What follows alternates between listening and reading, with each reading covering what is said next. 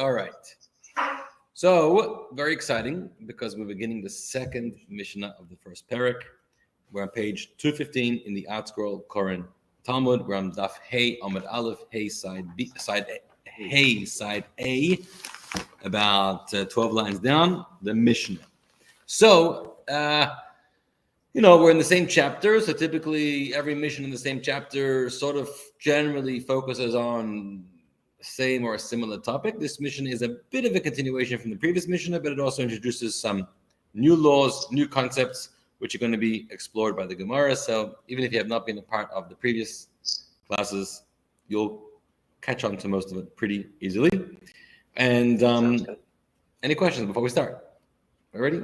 Yep. Okay. Says the Mishnah, in Yiddish we say, Zok the Mishnah, what is considered a large unwalled city? So remember, in the previous Mishnah, we made the distinction between three different distinctions. There's walled cities that are large cities, large unwalled cities, and then villages. Walled cities that are walled since the times of Yeshua, Joshua, when the Jews entered into Israel. They read the Megillah on the 5th. They celebrate Purim on the 15th. Unwalled cities, large cities, celebrate Purim on the regular day, the 14th. And villages, small villages, either hopefully on the 14th, or they advance it earlier to a market day, to a day of assembly, Monday or Thursday, because they don't have the resource necessarily to have a Torah reader and organize these things, or a minyan, so they can do it earlier as well. Now we need to define. So a walled city is pretty defined. A walled city is a walled city. A village is also pretty defined. What is a unwalled large city? That's the typical city that celebrates on the 14th. What is it? So it's actually something we quoted earlier. And the Mishnah says, what is considered a large unwalled city, which reads on the 14th? Kol sheyesh ba sar batlanin, any city that has 10 batlanin, 10 lady gayers. Not really. 10 people who are batlanim. Batlanim mean they don't have a job, they don't do anything. But as the Gemara will clarify, we've already learned about this, it actually means something more than that. There's 10 people that have a specific role. If you have those 10, you're considered a large unwalled city, and you read on the 14th. If you don't have those 10, then you're considered a village, and you read either on the 14th or any day earlier in the day of assembly. What remains a question, which is not addressed by the Gemara directly, is what about a walled city that has less than 10 of these batlanim? Does that remove? We discussed it, right? It's still considered a walled city.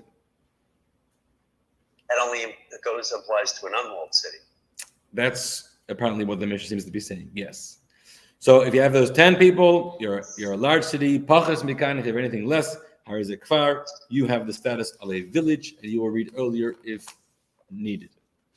Okay. Now we introduce a bit of a new law. So what's interesting about Purim is that either we're celebrating Purim on its day or earlier. You don't have this by any other festival. There's no other festival or no other mitzvah requirement that if you can't do it on the day, you do it earlier. Is there such any other example? Don't think so, right? Purim is the exception. We allow people to read the Megillah earlier. So this is what the Mishnah says. Be'elu amru makdimin v'leim ma'achirin. Only with regards to these, in other words, the reading of the Megillah, did we say that it's possible some people will read the Megillah earlier than the regular date, but however, not later. So 14th is the latest for large cities. 15th is the latest for walled cities. Avol, however, there are other examples unrelated to Purim. For example, Zman Atzah Kohanim, the time of the wood offering of the Kohanim, or explain it in a moment, or Tisha B'Av, or Chagiga, or Hakel, all these examples, if need be, and they can't be performed on their day, you won't bring them early, you'll bring them later. You'll push it off to Sunday. What are these cases? Let's explain. So what's the wood offering?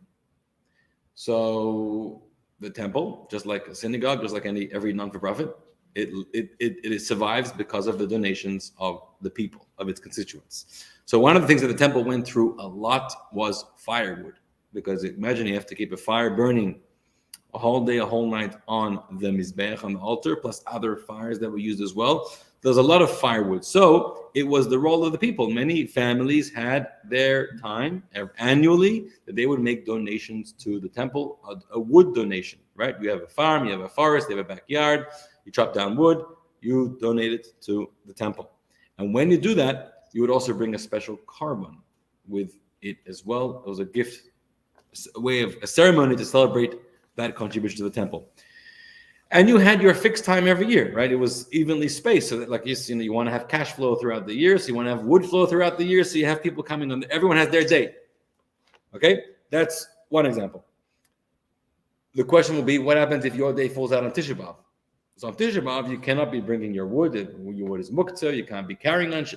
What did I just say? It falls out on Shabbos. Yes. So on Shabbos, you can't be carrying the wood. The wood is muktzah. You have all kinds of issues. So you can't do it on Shabbos. So the Mishnah rules, you don't bring it earlier to Friday, like you would on Purim, for example, but rather you push it up till Sunday. Same thing is with Tisha B'Av. If the fast of Tisha B'Av falls out on Shabbat, so the fast is pushed off till Sunday, we don't bring it earlier to Friday. That applies, by the way, to all fasts, except for Tanit Esther. So let's explain. First of all, if it applies to all fasts, why is it just saying Tisha B'Av? There's 4 major fasts that the Prophet spoke about: Tisha B'Av, 17th of Tammuz, 10th of Tevet, all parts of the destruction of the temple. And what's the 4th one? 3rd of Tishrei. Very good. Those, if they fall out on Shabbos, you fast on Sunday. It gets pushed off. Why does the Mishnah only talk about Tisha B'Av and not? Why mention, specify that, not the others? So, number one, you could answer Tisha B'Av is the most severe, harsh, strict fast. Not only can you not eat and drink during the day, but also the night before. Not only can you not eat and drink, but you also can't bathe and wear leather shoes and have marital relations. So there's many other restrictions as well. That's one example, one answer. Another answer is that the Gemara says that Tisha B'Av is an absolutely mandatory fast. However, there was an opinion in the Gemara that says that if the Jewish people are in a state of neutrality, they're not being persecuted. However, they're not in a major, Mashiach didn't come yet, so to speak. So the other fasts could be optional. If you want, you can fast. If not, not. Now, since that time, we've accepted upon ourselves to always fast those fasts, but they definitely have a much lower legal weight than Tisha B'Av. So the Mishnah mentions the main fast, which was the main obligatory fast at the time, which was Tisha B'Av. Then is Chagiga. Chagiga means 3 times. The word Chag is a festival. 3 times a year, the 3 major festivals, which are not the high holidays, but rather Pesach, Shavuot, and Sukkot. You had to go to the temple. It's called Aliyah L'Regel, and you had to offer a Yom Tov offering, the Karban Chagiga, which was a Shlamim offering, a peace offering, which means some of it was put on the Mizbeach to be burnt, some of it was eaten by the Kohanim, and some of it was eaten by the owners. So let's say, like this year, Pesach falls out on Shabbos. So if you go to the Beit HaMikdash on Pesach and you have to bring the Karban Chagiga on Shabbos, well, you can't. Oh, we'll actually explore that a little bit further. But let's say you can't offer on Shabbos, so then you don't do it earlier, but rather do it later on Sunday. And the final case of the mission is Hakel. Hakel is the mitzvah. The Torah says every 7 years, the year after Shemitah year. So it's going to be this coming Sukkot. This year is a Shemitah year, so the new Jewish year is going to be a Hakel year. Every Hakel year, during Sukkot, which anyhow the whole nation is there, there's a special Hakel gathering in the temple courtyard. The high priest would read from, the king would read from the Torah, from Sefer Devarim, and there was all kinds of celebrations, etc. Though that's on second day of Sukkot begins after the first night, and the second night it begins. If that falls out on Shabbos, again we don't celebrate it earlier, but we celebrate it later, but we can't do it on Shabbat. Why can't we do it on Shabbat? We'll have to see the Gemara why. Okay, that was the question. That's what we have Gemara for. That's what Gemara is for. I was still stuck back on the wood that was why I would bring the wood before Shabbos so that they have it over the weekend. I mean, why wait till Sunday? It's after the fact. It doesn't help people have it on Shabbos either. You can't light it. You can't use it. So you're saying bring the wood before Shabbos. Kik is saying, well, you cannot be used on Shabbos anyhow. You cannot make it put any usage, or you can't offer the carbon on Shabbos. But the part of that ceremony was the sacrifice, and that you can't do on Shabbos. We'll find out soon how and why. So a lot of it couldn't. A lot of the other parts of it could not happen on Shabbos either. Okay. The Mishnah continues back to Purim. Even though we said that there are circumstances where you can read the Megillah earlier before the 14th, for example, the villages that push Purim back to the day of assembly, Monday or Thursday before Purim. Nonetheless, mutarim behesped or v'tainus or matanas levyonim. Let's say Purim falls out on Friday, so the villagers are going to read on Thursday beforehand. Thursday is not Purim; it's the 13th of Adar. Purim is Friday.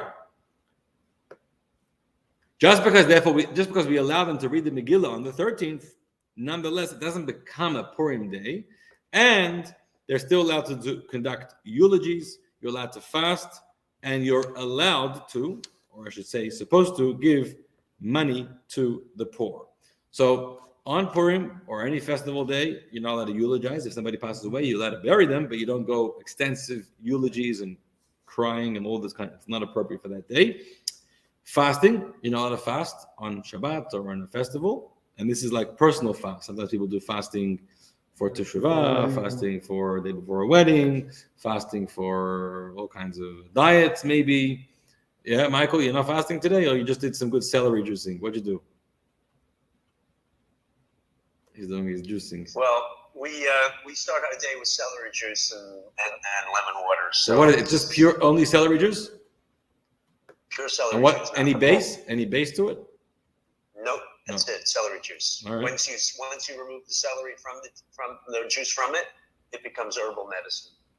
Okay. But it's not the same if you chewed a whole bunch of it. No. I'm gonna try. You literally have to. Yeah. Okay. Yeah. Kik is not gonna try it. He says. So that means that when the villagers would read on the 13th, they would also be fasting that day. If you're fasting on the 13th, then yes, you're going to fast on that day. That's correct. They're going to be fasting. Correct. If somebody passes away, they can eulogize. And also, the other mitzvah of matanas levyonim, stock to the poor, you also can do on that day, but rather more than that, you should do. We already said that the Megillah time is a time when a lot of people congregate, and a lot of people are coming to collect money. So you do matanas levyonim on that day. Not... We'll see in the Gemara, but not Mishloach Manot. Why? Because Mishloach Manot is connected to the Mishteh, the Suda, the feast. The point is to give people food to have what to feast on. And the Suda is not on that day, the Suda is on Purim, on the 14th. So the mitzvah Mishloach Manot is the next day, or the 14th.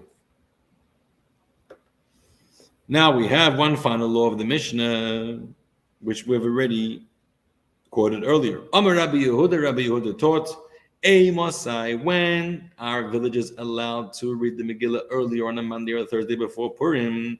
If it's a village that anyways has the practice of coming into town on the days of assembly. But if it's a village that is maybe more self-sustaining, self-supportive, and they don't need to come regularly to town on the market days of assembly, then they may as well read on the right time, right? Which is very logical. The whole point of allowing the villagers to come to read the Megillah earlier was a convenience for them. On Purim, they're going to have a hard time finding a minyan, a hard time finding a Balkora. So we say, anyways, going to be in town on Monday and Thursday, you'll hear it there. But if you're not anyways going to be in town, that's not what you do, then it's not a major convenience. You're schlepping them out of their homes to come. So we say, no need to schlep. Just if you're going to schlep on Purim itself, right? And that's the conclusion of the Mishnah.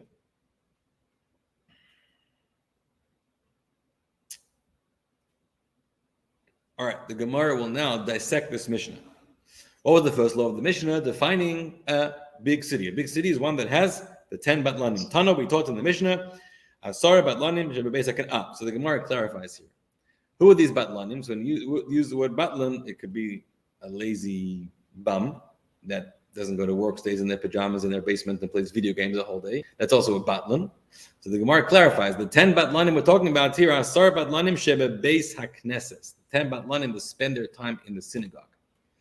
They don't work because they're in the shul the whole day, davening and praying and studying.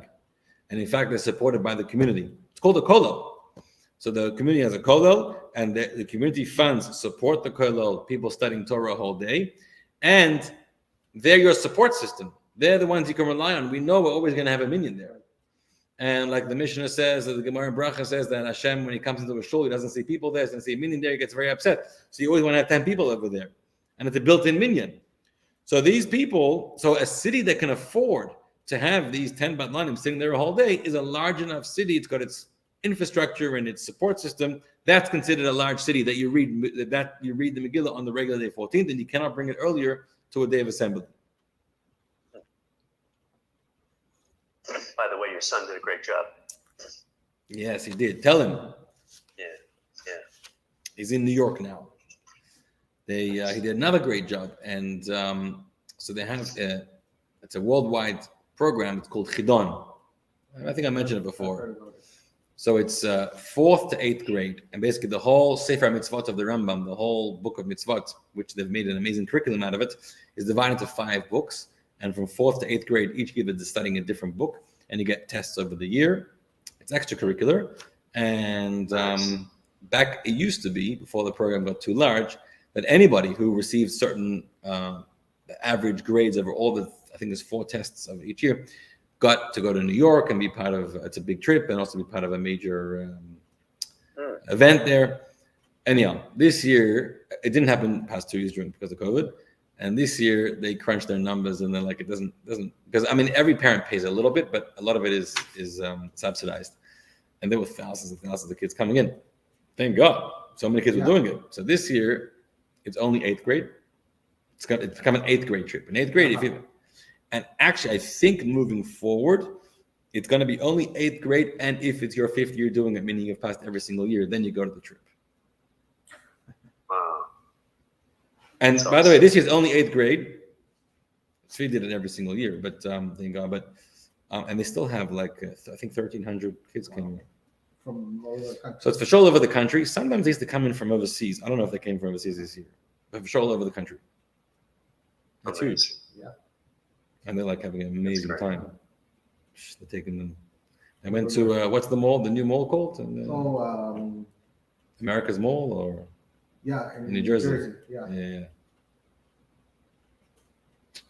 It's too much. You don't even know what to buy. Oh, they have like parks there. They have water parks and in the mall. Yeah. It's huge. Yeah. Anyhow, we should learn as much as our kids are learning. We should learn from them. Yes. Right? Yes. Not work ethics, but other things. Yes. True. Okay, the Mishnah continued. Only with regards to Purim do we say that if you cannot read the Megillah on the day, for example, if it falls out on Shabbat or villages, you can bring it in earlier. However, there's never an example of reading Megillah later, right? 14th is the latest for unwalled cities, and 15th is the latest for walled cities. If the 15th fell out on Shabbat, so tell the unwalled cities to read, the walled cities to read the next day on Sunday. We already said no, they go to Friday. Why don't we go later? My time. So we already learned this in fact, because what's the reason? So Amr Rabbi Abba, Amr Shmuel. Rabbi Abba said the name of Shmuel. He learns it out from a pasuk. Do we have the pasuk over here? No. To go to the beginning of the Masechet, we had the text, the original pasuk. I think we did. No. V'lo yavor, right. Is it here somewhere, the original pasuk?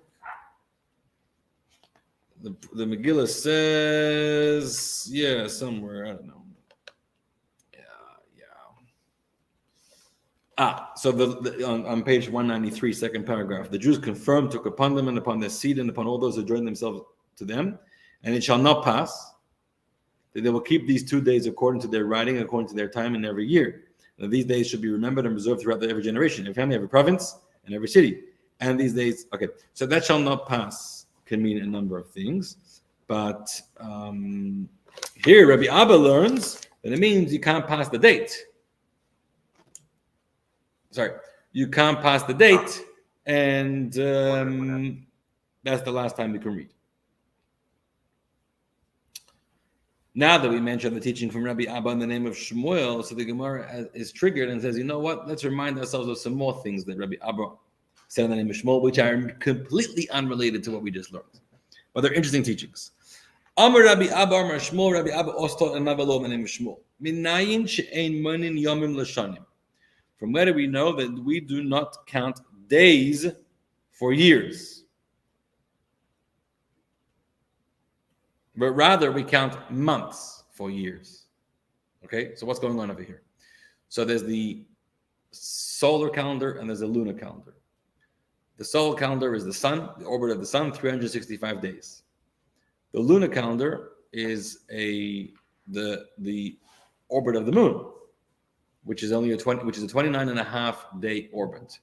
So in a solar calendar, there's no such thing as months. It's just years. Months are arbitrary. You could divide however you want. It's just 365 days, right? And in a lunar calendar, there's no such thing as years. It's just months. 29 and a half cycles of the moon. Hold on 1 second.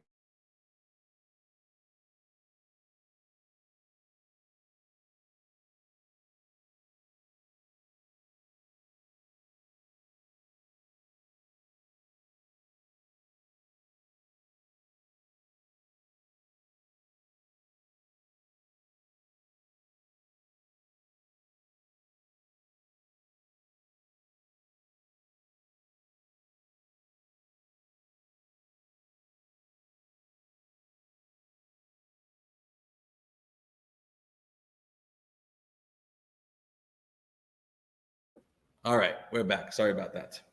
So, right, where were we? The sun and the moon. Yeah. Okay, so a Jewish calendar year is 12 lunar cycles, 12 months. Okay, so if you do 12 times 29 and a half, what do you get? 354. So a Jewish calendar year is 354 days, which is 11 days shy of a solar year. So you're falling back 11 days every year, which is why we got to do extra months every so often. Think about it. We do 7 leap years in 21 years. Because if you're losing 11 days every year over 21 years, sorry, what did I say? 3 months every 19 years. Over 19 years, 19 times 11 is, 19 times 10 is 190. So another 19 is 209. So if we're adding 7 leap years over those 19 years, and a leap month is about 30 days, 7 times 30 is 210. You've sort of caught up with 209 missing days. It's never perfect. Okay, now let's say a person makes an oath. This is the example Rashi brings. I am not going to drink celery juice for a year. Or rather, I am going to drink celery juice every morning for a year. So when is the year up? What is a year? So a year, remember, there's no year in the lunar calendar, really, essentially. There's a solar calendar. So you may have thought that a year means 365 days. So if today is let's say you made the oath on the 25th of Adar, and the next year, 25th of Adar, the year is up. Are you relieved from the promise? Well, you may say, well, it's been 12 monthly cycles, but it has not been 365 days because we're still 11 days behind. So how long does my promise last for? The days of a year, or the months of a year? What's considered a year? So Rabbi Abba says, we do not add up a year by days, but rather by months. The moment that 12 Jewish months have passed, the 25th of Adar next year is a year. Doesn't matter that I'm 11 days behind in the full 365 days of the solar year. What about years with 13 months? So that's a really good question.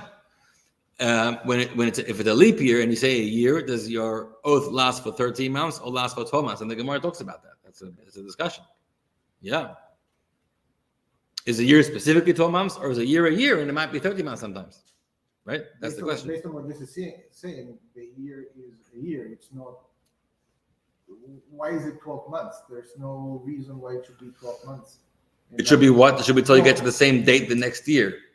Out of not a good example. Let's talk about I made an oath on the 5th of Shvat, on Nisan.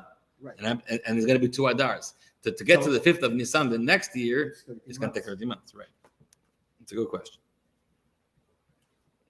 I don't recall the resolution, but there's a discussion about it.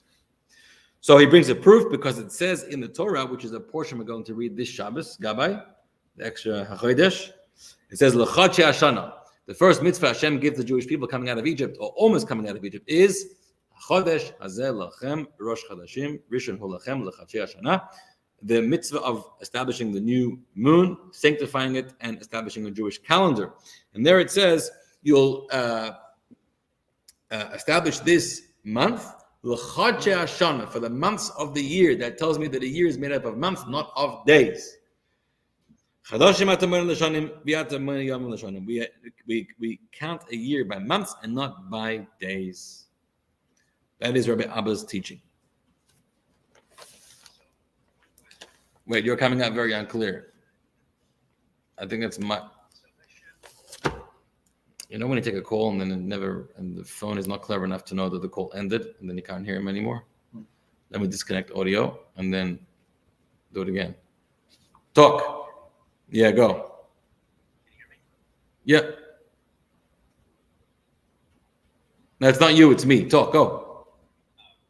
All right. So the question is, that you said that Hashem created a new moon. No, he did not create a new moon. He taught Moshe Rabbeinu about the moon's orbits and what a new moon looks like, is like, and how to sanctify the new month.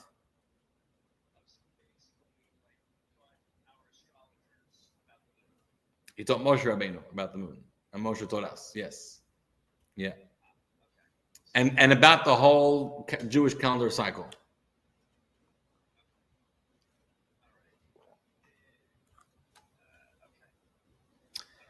There's an important teaching here also.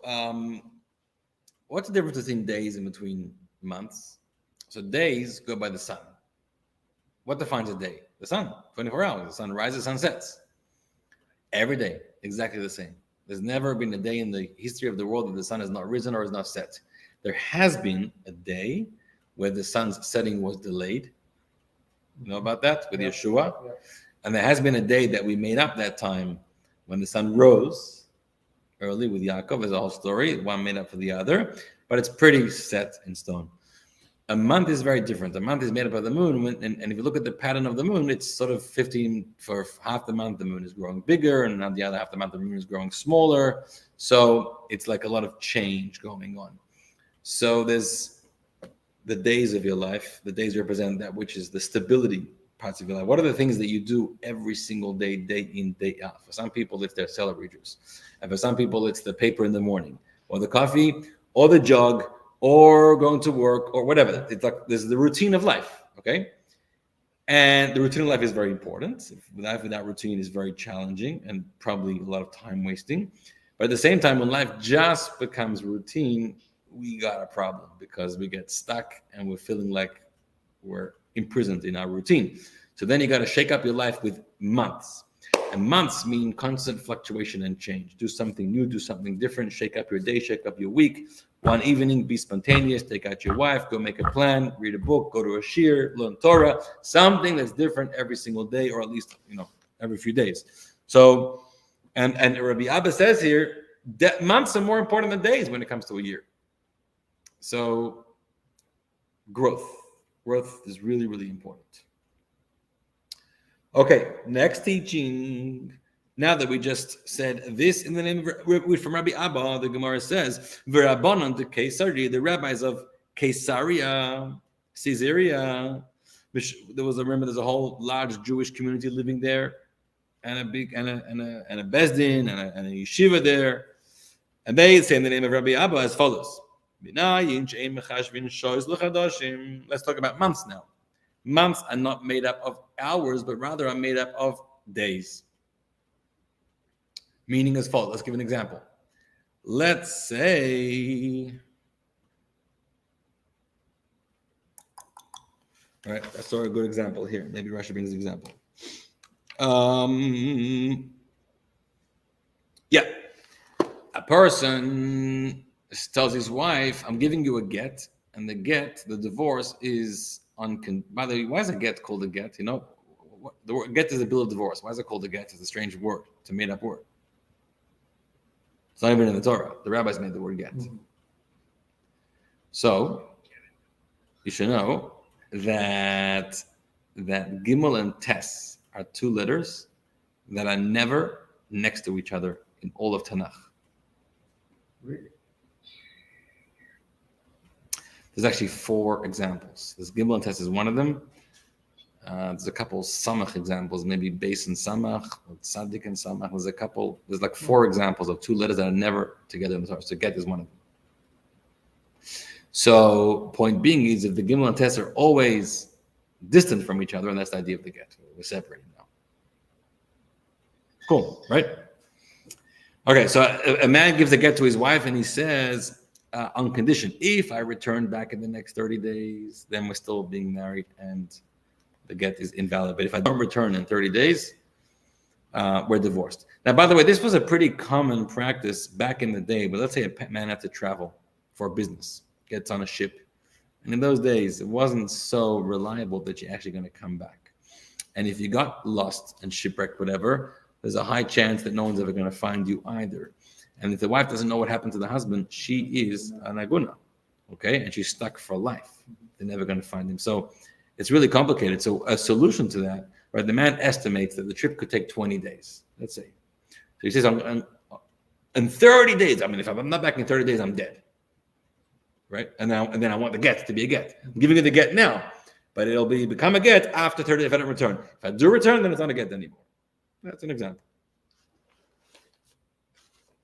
It might just be that the man says, I'm going on a little, trying to find somebody better than you. Give me 30 days. If I don't find anybody better than you, then I'm going to come back. Right? But otherwise, consider me gone. Okay, so now how do you evaluate a month, right? Because here's the thing. The month is 29 and a half days. 29 days and 12 hours. That's a lunar month. But in the fixed calendar, there's no month of 29 and a half days. There are male months, full months, complete months, and chaser, shorter, deficient months. Some months are 30, some months are 29. So let's say if the person gives this get to his wife in the month of Nisan, and Nisan is chaser, let's say it's only got 29, not 30 days, and it's on the 5th of Nisan. Well, on the 5th of Iyar, a month has passed, but not a real month, not a real lunar cycle, because you're missing 12 hours. Right? The month of 29 days, but the cycle is 29 and a half days. Right. So does she have to wait the next 12 hours or not? And now, or what if he comes back in the next 12 hours? Is the get or not a get anymore? Did the month pass or not? That's the question. So Rabbi Abba taught that we calculate a month based on days and not months, not hours. Correct. In other words, if 5th of the Nisan, the 5th of Iyar, that's a month. Nisan was a chaser, was only 29, 30 days. It doesn't matter.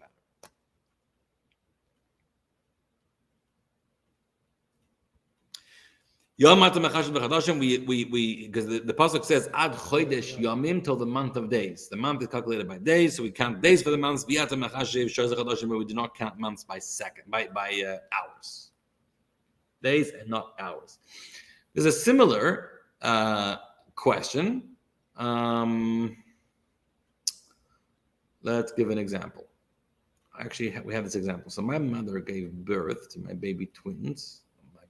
Already big boys now, on Zayin Tishrei, the 7th of Tishrei. The law is that a woman is a yoledes. A woman has a unique halachic status of yoledes, which means like you're in a state of danger for 3 days. Now, is 3 days, how do you calculate 3 days? If you give birth on a Monday morning, when is 3 days up? Is it 3 times 72? You got to wait for the same time on the 3rd day?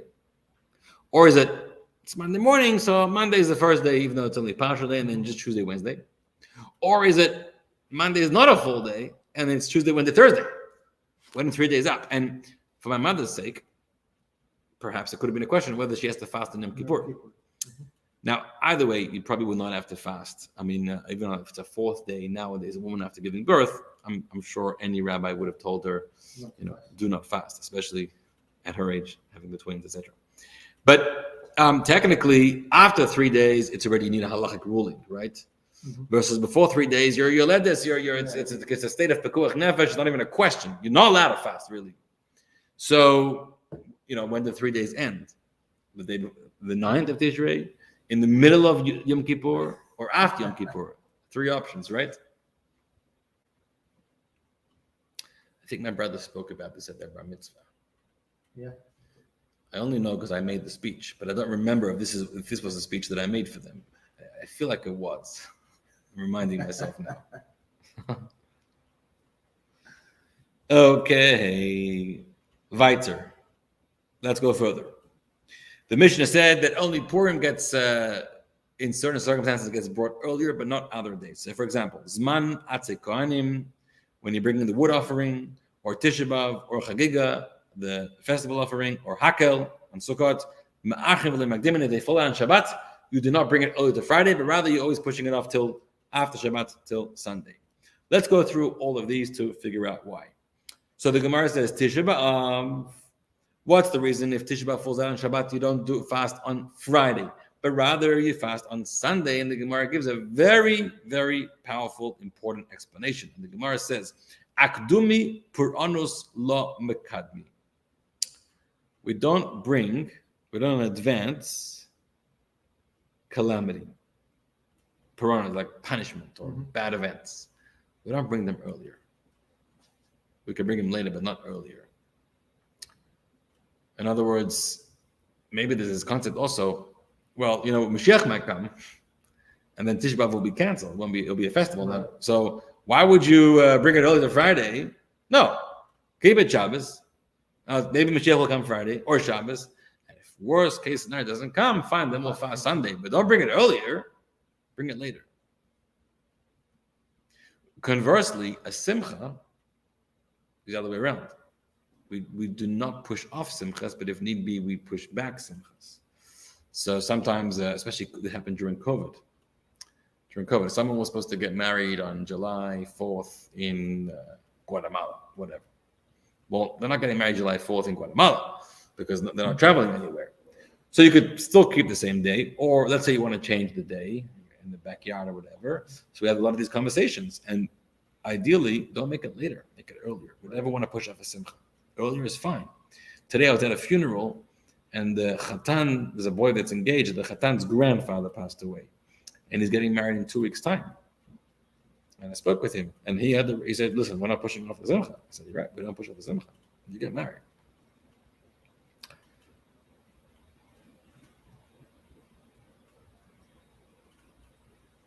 In general, setting wedding dates, setting an early date as possible is always better.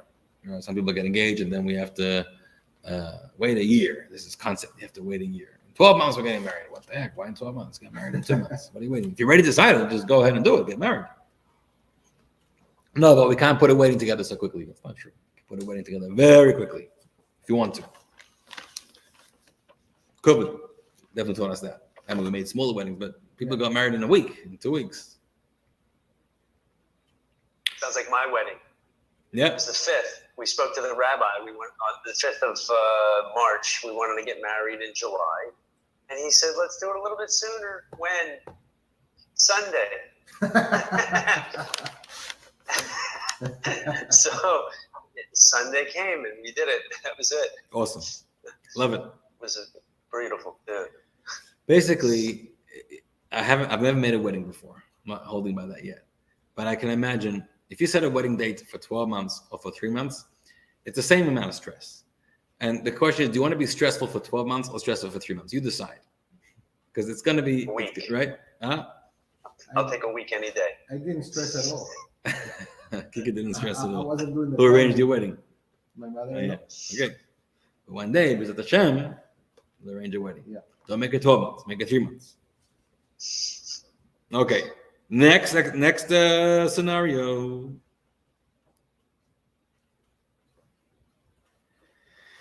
Chagiga v'hakel, when it comes to the offering on the temple, on the festival for the temple, and it falls on Shabbos, or the hakel, second day of Sukkot is on Shabbat, you can't celebrate them on Shabbat. So what do? You push it up to Sunday. Why? Why not a day earlier? So the Gemara gives a simple explanation. Because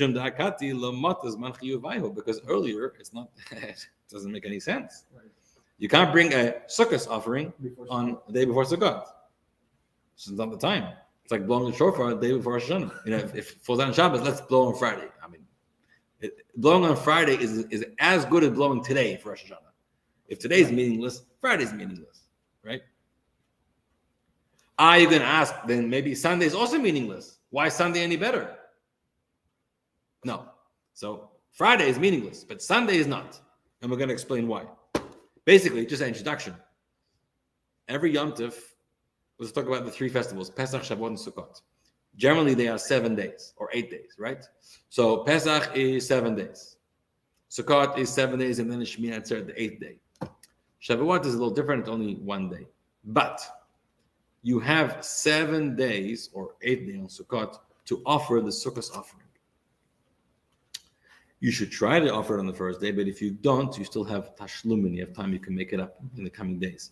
So bringing the festival offering the day before the festival makes no sense, but the day after the first day of the festival makes a lot of sense. So that's what we're going to get into. What we're going to do now is interesting. We're going to have a very brief Brisa teaching, which is going to be very cryptic. We don't know what it means. And we're going to have 3 different ways, creative ways how to interpret the Brisa teaching, which shows you the battle, the task, the challenge of the Gemara. The Gemara takes these brief teachings that were taught by a sage, who knows, maybe a century ago or more. No one really knows exactly, and we've got to figure out what it means. So Tana, the following was taught in the Brisa. Chagiga, the festival offering, v'chol zman chagiga, and the duration of the festival, me'achrin, are delayed till the next day.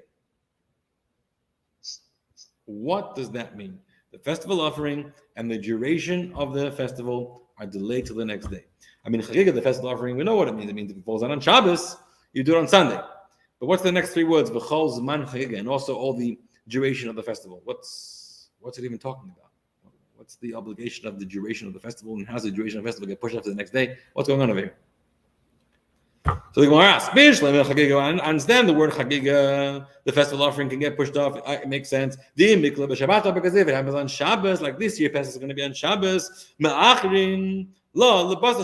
push off the festival offering to the day after Shabbos. Got it. What is this? These 3 words, the Zman Chagiga, the duration of the festival is also pushed off. What does that even mean? What do those 3 words mean? So we're going to have 3 explanations. Okay? Omar Rav Ishaya.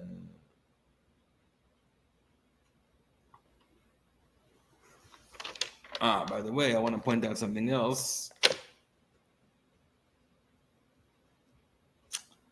Just maybe we're going to get to it. Let's talk about Hakel for a moment. So we said if Hakel falls out on Shabbos, you don't do it on Shabbos, and you push it off till Sunday. Why can't you do Hakel gathering, the Hakel mitzvah on Shabbat? Hakel is like the king stands up in front of everybody in front of the temple and reads the Torah, and you guys dance.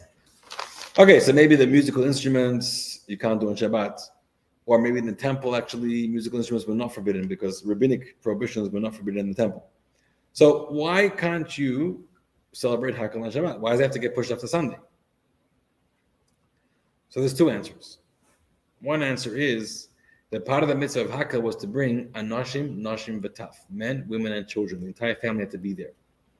Bringing children requires carrying to the temple, probably through a public domain. You can't carry the children on Shabbat. So you wouldn't be able to fulfill the mitzvah of bringing all your children as well. There's one reason why you can't do it on Shabbat. Another reason is because in order to celebrate the Hakel, they used to build a major wooden platform in the temple courtyard where the king would stand and everybody could see him. And that could not be built on Shabbat. So you can't celebrate Hakel on Shabbat. So you're going to ask, build it on Friday. Mhm. So apparently this was a very large platform and took up a lot of space. It really inconvenienced. We didn't want to have it sitting there for too long. And if you build it a day earlier, it would really disrupt traffic and traffic flow of the crowds throughout Friday night or something. So it wouldn't work out logistically. You want to build it really right before the event. So therefore, Hakel's pushed off to Sunday. On the first reason, were there Eruvim at that time? First of all, if it's a real Rosh Hashanah, if you have to travel in a real public domain, you can't make an Eruv in Rosh Hashanah. Right. You can only make an Eruv in a rabbinic public domain, Carmelis, Makom Patur. And actually, those streets of Jerusalem were for sure more than 600,000 people were using. So there was some major public domains, thoroughfares over there. Yeah, I guess. Right? There were millions of people coming in. Right. Plus, you don't know where they're coming from, how far they're coming Right. from. Some maybe came from much closer, but some may have come from much further. They came from all over the country. Now, if you lived up north, you didn't leave the day before Yom Tov, you left earlier, but your last day of travel was the day before Yom Tov. Right. At some point, you are traveling that day. Yeah. Okay, so what we just said that the festival offering and the entire duration of the festival is delayed. What does it mean? Amar Rabbi Shai, and Rabbi Shai says as follows. An interesting explanation. Hachi ka'amar, this is what it means. Chagiga b'Shabbos. Chagiga refers to the festival offering which falls out on Shabbos. We don't offer it on Shabbos, but rather push it to Sunday. And then the next three words, v'chol zman chagiga, refers to as follows. V'oilas re'iyah, the other required offering, which was called also like a festival offering, an oila offering. It's called oilas re'iyah. So there's two offerings you have to bring coming to the temple. One is a chagiga, a festival offering, and that was a shlamim that you ate, the Kohen ate. Right. And then you have to bring in honor of re'iyah. Re'iyah is, the Torah says, Yeroeh, Hashem has to see you, you're going to see Hashem. So there's a special offering of re'iyah, and you can't come to Hashem empty-handed. And that was an ola offering, which means nothing of it was eaten, it was entirely burnt on the Mizbeach. So the ola offering, afilu b'yom tov d'zman chagiga, even, not only if it falls out on Shabbos, but even if it falls out even on a regular Yom Tov, you can never offer the oila offering, which is supposed to be offered on Yom Tov, but you can never offer it on Yom Tov. Why? Okay, let's explain the concept, and then we'll fit it into the words of the brisa. You can't offer any of these offerings on Shabbos, okay? Because it's not, you can't do it on Shabbos, because you could do it after Shabbos. Let's talk about on Yom Tov. Let's talk about Pesach falling out on a Monday. Pesach falls out on a Monday. Can you offer the Chagiga offering? The answer is yes. Why? When are you allowed to do slaughter and burning and food preparation on Yom Tov? If it's for consumption. If it's for preparing food for yourself. Right. So the Chagiga offering was a shlamim. You ate, the Kohen ate, everybody ate. But not a korban olah. But a korban oila is purely burnt on the Mizbeach. No one ate from it. You don't get any benefit out of There's no benefit. any physical benefit out of Correct. So there's no permission to do the malacha of slaughter and food preparation of the animal for something that there's no consumption, no benefit going to happen. So it's a strange thing because the Torah says you have to offer a korban aliyah on Yom Tov. However, you're not allowed to offer it on Yom Tov. It means you have to offer it the next day. Start offering the next day. This is what Rabbi Shai says. And there's a machlokes b'sham. We're going to get to it soon. So therefore, in summary, if Pesach falls out on a weekday and a Monday, you can offer the korban chagiga on that day, but you can't offer the korban olas re'iyah. That's the next day. If it falls out on Shabbos, you can't offer either of them on Shabbat, and you wait for both of them for Sunday. That's what he says. Let's go back to the original brisa. Chagiga means the festival offering of chagiga, the shlamim. If it falls out on Shabbos, you delay sacrifice till the next day, till Sunday. And the next three words, v'chol zman chagiga, they mean the entire duration of the fixed time of the other festival offering, which was the olas re'iyah, can never be offered on its day, whether it's Shabbat or even if it's weekday, because it's an oila. Ma'achrin, that is always going to be delayed to the next day. The festival offering will only be delayed if it falls out on Shabbos, and the Ola Re'iyah will be delayed even if it falls out on a weekday. That's how Rabbi Ishayef, explains this brisa. Now, let's give some background behind this, because it's a big machlokes. Money. Who is Rabbi Ishayef going? Like which opinion? Like, in the Tanoim, which Tana, like Beit Shammai. There's a machlokes, there's a big argument between Beit Shammai and Beit Hillel, and we're going to learn it as follows. The Tanan, we learned in the Mishnah. Beit Shammai, Omrim, Beit Shammai say, if Yom Tov falls out, no, and a regular Yom Tov, so he says,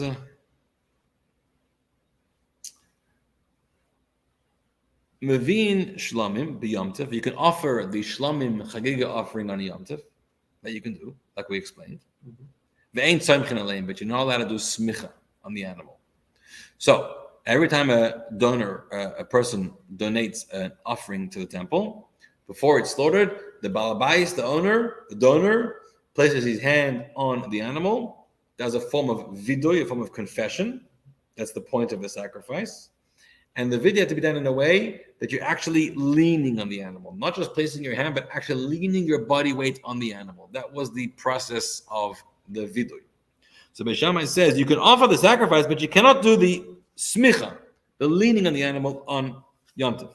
Why? Because there's a law of Yom Tov that a person is not allowed to lean on an animal. An animal is considered muktzah in that regard, that you cannot support your body being held up by an animal. So then, why should it be permitted? So he says it's also not permitted, even if it's for a korban.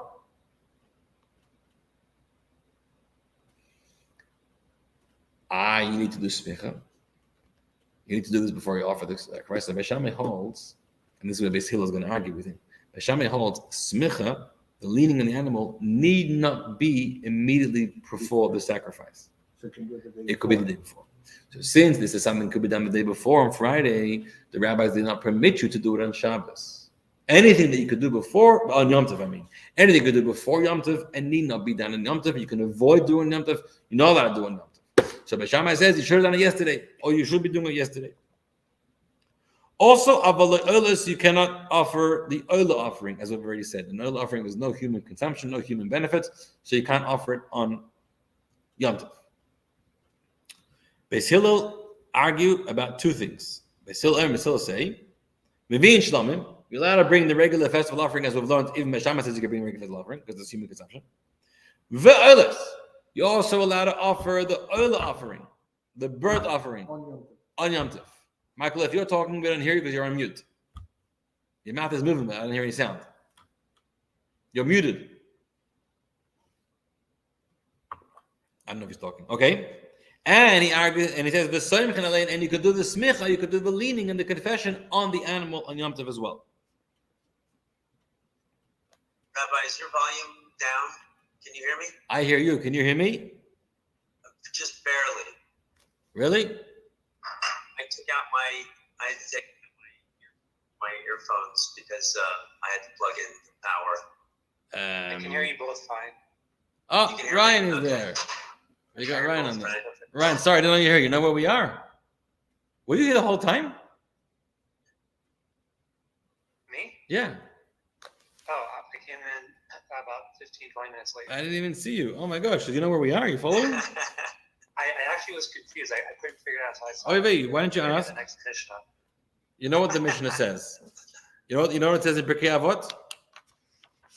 Loi habaishan lamed. A shy person will never become a learned person. Why? You have to ask. You have to ask, where are you? Where are you holding? Ask your questions. If you're not going to ask your questions, you're never going to be able to understand something. True. Which is, by the way, a very, very uniquely Jewish teaching. In other religions, it's the other way around. You stay quiet. No questions. Just obey, follow, listen. Whatever I say, do. Blindly. And Yiddishkeit is the other way around. And we're coming up to Pesach. What's Pesach? Pesach is not the head of the Seder sitting and lecturing and everyone be quiet and listen. Pesach is everyone ask your questions. We train the children to ask the questions. The point is not to ask those 4 questions. That's a silly thing. Those 4 questions is just to stimulate them to get into the mode of asking questions in general. Right? By the way, it's just one question. It's just one question. It's one question with 4 examples. Yeah. Yes. Good point. And also, why is it? What's the explanation? What's the translation of man ishtana? Why is it not different? Or what is the difference? What is it different? How is it different? Right? Yeah. It's not. What is different? What is different? Yeah. Mm-hmm. It's a different kind of question. No one ever asked why. We're asking what is different about tonight, and we're saying we do this, we don't do that. We don't eat chametz, we eat matzah, we don't eat, we dip, we don't dip. Rabbi Lima. Well, the why is the magid. So the answer is answering the why, but no one ever asked why. Why don't we say the child to ask why? Lama nishtana lazeh. Why is this not different? I don't know. Think about it. That's saved for the 4 sons. Say that again. And the 4 sons, the Chacham asks, Ma abadolachem. Yeah, Ma again. Oh, sorry. The Rosh asks that, and the Chacham asks, what does the Chacham ask? Oh, I'm not a Chacham. Why do you treat the Yafi coming afterwards? Yeah, but what's the Hebrew? What's the Hebrew? Gotta review the Haggadah. Yeah. That's when we read it. Yeah. Something. Okay, let's review this final part because we're just going to conclude for now. We're explaining one interpretation of the Brisa. That was Rav Osher's explanation. The other 2 will be next week. And he says that it means that the Chagiga you're always offering on Yom Tov, but not if it falls out on Shabbos. Why? Because on Shabbos you can't shecht and slaughter these things. Fine. And the Oila, Oila's Re'iyah, even on a regular Yom Tov day and a weekday, you also can't offer because there's no human consumption. It's not permissible in Yom Tov. It's wait after Yom Tov. And that's the shot in the Brisa. And the Gemara just clarifies that's like Beis Shammai, not Beis Hillel. Because Beis Shammai said you can offer a festival offering on a Monday Yom Tov, not the Oila offering, which is what we're saying. And also you can't do smicha. You can't do the leaning on the animal because it could have been done yesterday. Beis Hillel argues about those 2 points. Beis Hillel says you can do smicha. You can lean on the animal. Leaning animals mukta. So Beis Hillel holds that the leaning must be done immediately prior to the sacrifice. So you can't do it yesterday. So because it has done before the sacrifice, so the rabbis relaxed their law of mukta in this case in order to allow you to offer the sacrifice of the chagigah. That's one disagreement. And he also disagrees with Beis Shammai, and he says you're allowed to offer the oila offering of the festival on Yom Tov. Why? Beis Shammai brought a good proof. The Torah says that when you're allowed to cook and prepare food on Yom Tov, hu levada ye'aseh lochem. So the Torah says, maybe I recorded the pasuk here. Kol malacha lo yaseh bahem. All work should not be done in Yom Tov. Asher yachal l'chol nefesh. However, that which is necessary, required, food for eating, hu levada ye'aseh lochem. That you can do. Okay, so. But the oila, there's no food involved. So the explanation is as follows. Beis Shammai understands when we're saying the food for you needs to be consumed, that's permissible in Yom Tov. That's you, and that excludes when there's no benefit to you, i.e., it's for Hashem. Okay? If it's for Hashem, meaning that the carbon being burned on the Mizbeach, it's not for you, you can't offer it on Yom Tov. Beis Hillel argues. Beis Hillel says, you, lachem, is only excluding a non-Jew. You have no permission to cook food for a non-Jew on Yom Tov, but you can cook food for any Jew or Hashem. If Hashem is hungry, you can cook food or prepare food for Hashem, right? Lachem only excludes the non-Jew, but not Hashem. So therefore, the oila is a gift to Hashem. You are allowed to offer it on Yom Tov. So Beis Hillel allows the oila offering on Yom Tov. But going back to Al Brisa, which said, Rabbi Oshia said, you're not allowed to offer the oila offering on Yom Tov, even if it's not Shabbos. It's like Beis Shammai. And Beis Shammai said that the exclusion of the laws of preparing food on Yom Tov exclude when there's no human Jewish consumption, including if it's only for Hashem. So wait, so Hashem ate? He fed Hashem? Hashem says he benefits from the carbon. Reach nechoyach, it's a pleasant smell, pleasant fragrance. Ishel Hashem, it's a fire meal for Hashem. I don't think Hashem eats it, but I'll end off with a nice vart, teaching of the Alter Rebbe. Alter Rebbe said, what's the proof that the human is greater than the angel? The human is a higher level than an angel. So he said, look at the Torah. When the angels came to visit Abraham, they came and appeared like humans. When Abraham served them a meal, the Torah says that they didn't actually eat it because they were angels, but they made it like they were eating the meal. They faked it. So you should think they're just men. Another story, when Moshe Rabbeinu goes up Mount Sinai, and the Torah says he did not eat food for 40 days and 40 nights. It doesn't say he faked it, right? If he's in the realm of the angels now, they don't eat, so he can't eat, but he should have gone to his own private quarters once in a while and eaten something because a human being can't survive without food. He should have faked being an angel, but he didn't fake being an angel. He actually behaved like an angel and did not eat for 40 days and 40 nights. So the Alter Rebbe concluded, angels can fake. And if you can fake, it means you're not 100% genuine. And the human and the neshama never fakes. And the neshama is real. Wow. Hashem is real. Hashem. Wow. Amazing. So, my friends, Nice. thank you for joining. Thank you. A gute Nacht. Have a great week. Nice. Thank you, Dad.